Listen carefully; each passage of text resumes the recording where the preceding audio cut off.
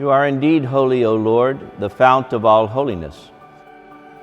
Make holy, therefore, these gifts, we pray, by sending down your Spirit upon them like the dewfall. I was dying with the prospect of opening a parish. And for the first 6 months or so, I was just overwhelmed. I mean, we don't have schools available to meet, to have Mass. What am I going to do? At the time when St. Angela Merici was forming out here, there was very limited availability of space to rent for offices, and there was really no place to have Mass. Father Rooney celebrated the first Mass of St. Angela Merici at my mom's home. So that was our biggest dilemma, finding a place. Finally, we found a gym called the Plex. So it was this huge building with garage doors, no AC. It wasn't insulated, and the air blew through.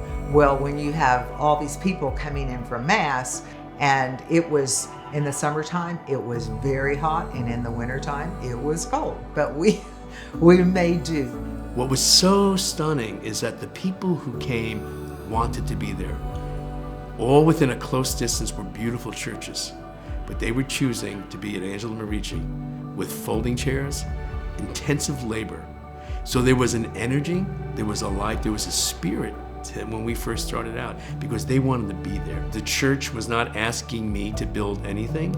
The church was asking me to gather together a people, and that as the people gathered, we together would build this community. I knew if we built buildings, they would come. As corny as that sounds, I knew that was going to happen, and it did. And it grew. It's grown, frankly, much bigger than I was expecting. Very happy to see it. And along with it came a lot of younger families. Something about starting on the ground floor, we're all growing up together. And this felt like we were building our family home, our church. Jean, my wife, passed away about a year ago. And I always felt like this was our family. I feel like every time I come to Mass, I feel like this is my home. And these are members of my family, and I feel it.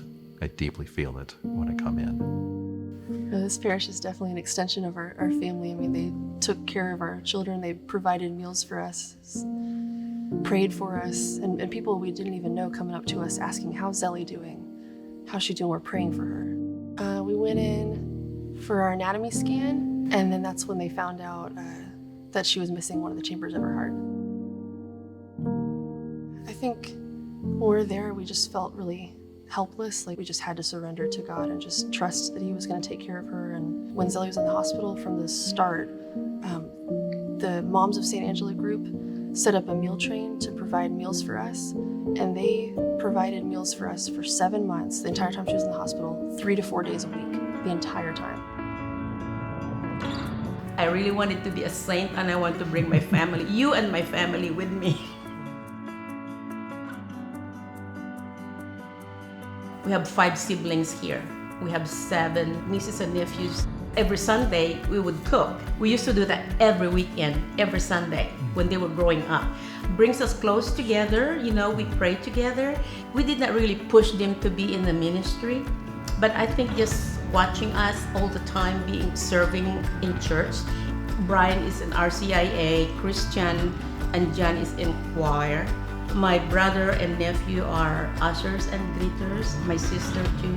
To us, we're doing this for our family to be supportive with each other. That I would like for our family to, because we thought, we have no children, maybe this is our mission. I came to St. Angela Merici in 2014. It was evident from the start that there was a real sense of community, a real sense of love for the parish. We had some difficulties because we were in just one building. At the same time, when everything is happening in the same building, it really is difficult.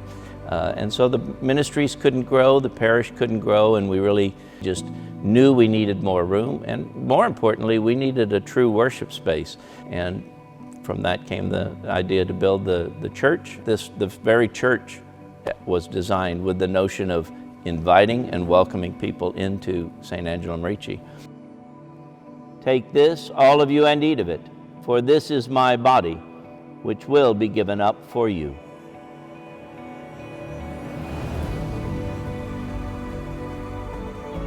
You want people to be drawn to it. That cross stands out for miles around this area, and it's kind of a beacon to the whole community. There's no way to explain that feeling. It just made everything that we had been through worthwhile. Seeing all from the foundation to this phenomenal holy place of worship, that was just overwhelming. And to celebrate how this has grown unimaginably into a powerful community. And the richness of all of life, sacramental, the liturgical life, the educational life, all of it. Don't forget the past. Be faithful to the present, and a God will provide the future. We have the right mix of people here, the right mix of families. And I have this vision of what this church is going to look like 20 years from now. It's going to be one of these campuses that live into the night, every night, with just activities. The vision for us is to continue to grow as a parish, and we know that even now with all this here, we're still going to, at some point, outgrow it. The plan is to continue to grow and to see ourselves be the family of God in Sienna Plantation.